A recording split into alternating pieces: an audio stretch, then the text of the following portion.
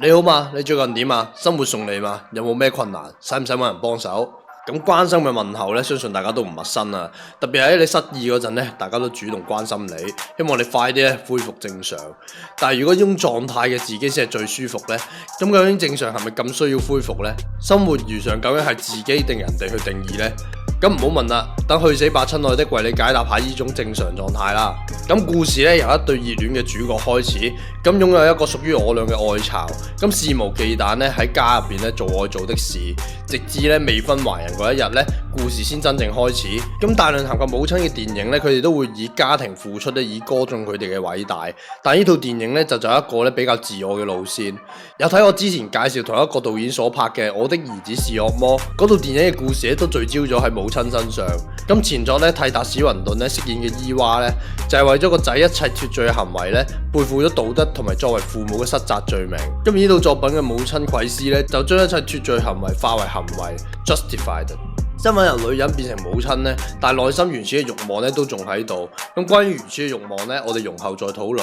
我哋要知道咧，呢套戲呢，你將會見到咧，唔係 Marriage Story 咧嗰啲互揭瘡疤嘅吵鬧，亦唔係內心戲滿滿嘅 emo 戲，而係睇呢個母親咧點樣忘記世界、放飛自我嘅過程。咁做人老母，除咗包湊仔之外呢，婆媳相處啊、家務煮飯咧，都係呢個套餐入邊。咁呢位老母咧就將自己放喺第一位度，冇任何內耗嘅，咁不斷咧向外尋求，要做到大家口中嘅 work-life balance。咁當顧到自己望翻後面嘅時候咧，就發現自己成為咗全場焦點。有病嘅人咧就開始成為你嘅標籤，但究竟幾時開始做自己咧係會被人歧視嘅呢？咁有別於其他描繪關於母親嘅感覺，導演為佢保留咗一啲外在警號，例如喺佢哋愛巢陪佢嘅黑馬，一個騎電單車嘅黑人。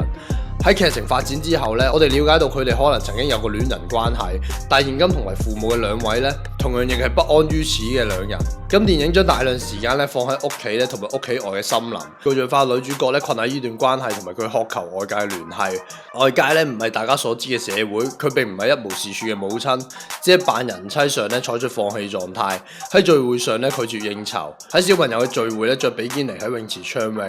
咁一切咧都話俾身邊嘅人聽咧，佢拒絕過呢種生活。咁同黑馬嘅激情咧就係令佢揾翻佢係女人嘅身份認同。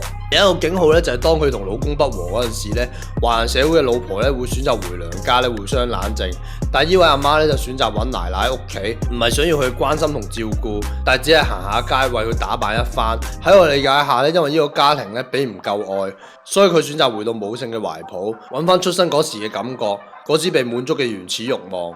咁如果撇除沉浸喺女主角嘅視覺呢，我哋可以用美國心理學家咧馬斯洛嘅需求層次理論咧，合理化佢嘅脫罪表現，甚至係佢一啲巨嬰行為。咁喺呢個金字塔呢，以下而上咧，逐步滿足人類嘅需求。男主角選擇傳統嘅夫唱婦隨，讓貴斯咧喺安全嘅屋企咧照顧幼兒，所以佢底層嘅生存需求咧已經被滿足。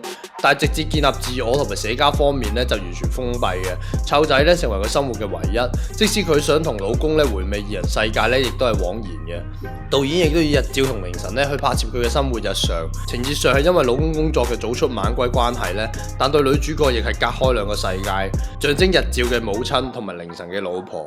咁就係呢種天地嘅距離咧，將呢位母親咧逼瘋，再一直以一種巨嬰嘅方式咧話俾身邊嘅人聽，叫佢留意佢。咁我哋翻到原初嘅慾望，咁哭笑愛恨咧，都係我哋成長時咧最能直接表達嘅情緒。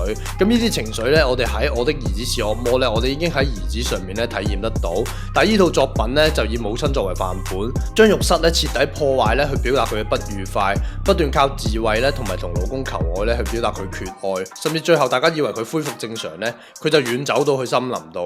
咁老公終於明白咧，佢一直追求嘅唔係幸福，而係自由。咁去死吧親愛的看似一句咧咒罵伴侶嘅說話，所以我哋咧都要將佢視為鬧劇去食花生。但係最後佢係一種咧，請你好好放低嘅藍碌。